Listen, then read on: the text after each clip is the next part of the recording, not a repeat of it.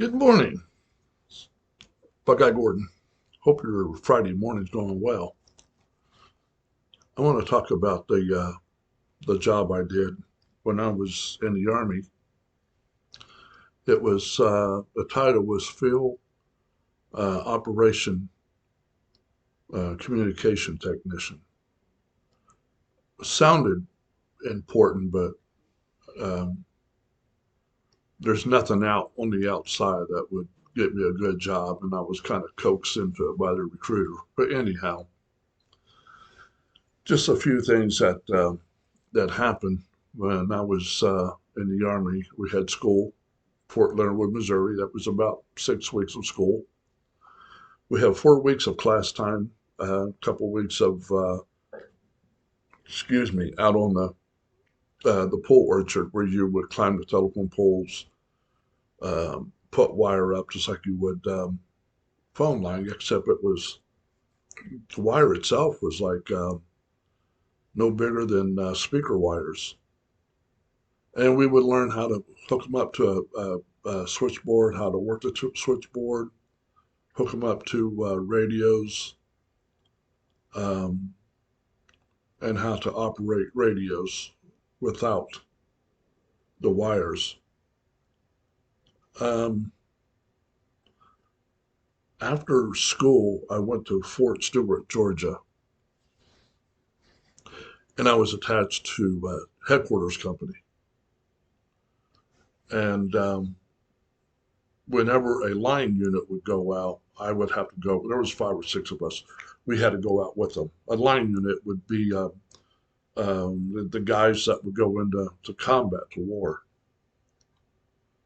We, I remember one time we flew to Eglin Air Force Base, which is in the panhandle of Florida, and it was during the fall, almost winter, I believe, and it was quite chilly. And I remember um, we got there and we were right there at the airport actually, and man, we must have marched probably a good mile. It was dark. I we They said, okay, this is where we're gonna bivouac, where we're gonna be spending the night, and get the tent set up. And I was pretty tired, so I went in my sleeping bag, went to sleep. And I woke up, and with a sleeping bag has that little hole that you could breathe out of. And I turned my head to to do that, and I could feel the cool air on my nose and my lips. And I kept hearing a lot of chatter, a lot of talking. So I lift my head up out of the sleeping bag, and here's these guys standing around this one trash can, and it was fire up underneath it. And you can see the steam coming off it from the cold air. Um, I just assumed it was water, maybe hot water to kind of warm up. I got up, went over there, and here it was a brand new trash can filled with coffee. And I was so happy to see that. I ran back, got my cup, and went up there and started drinking the coffee. It was good too, very good. After Fort Stewart, Georgia, I got my orders to go to South Korea. South Korea, or Korea in general, could be very, very cold in the wintertime. Um, this was about a year later, I guess, from Fort Leonard Wood, or um, Fort Stewart, Georgia. Um, it was about fall, going into wintertime. And I remember we went out into the field. We set up communications and everything. And the line unit had to go on a reconnaissance mission. And I went with them. I, I had a radio, had an M16, and the company commander knew what was coming. We didn't know, but he knew. So he took a Jeep driver and left. And we walked a little bit further, and here's this lake. It wasn't very big. We were told we had to cross the lake. Probably took about 10, 15 minutes to get across it, but the water was up to our waist. And boy, it was cold. It was really cold. And by the time we got across, there was a whole bunch of 2.5 ton trucks, and they put us in the front and had the heater going, and that felt pretty good. Still, your boots are ruined, because they're waterlogged. The pants you have on is waterlogged. Part of the shirt is, and but I remember that day just like it happened yesterday. Then when I left South Korea, I went to Fort Campbell, Kentucky, and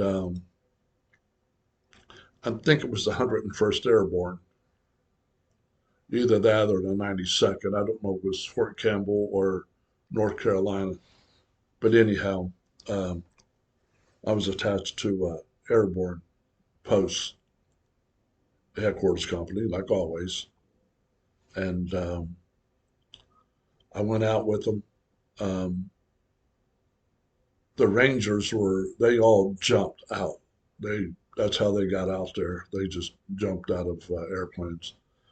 Um, most of us in the helicopters, um, they said we were coming under heavy fire. We really weren't, but that's practice. And we wouldn't be landing, that we would have to jump about 4 or 5 feet off the ground is all.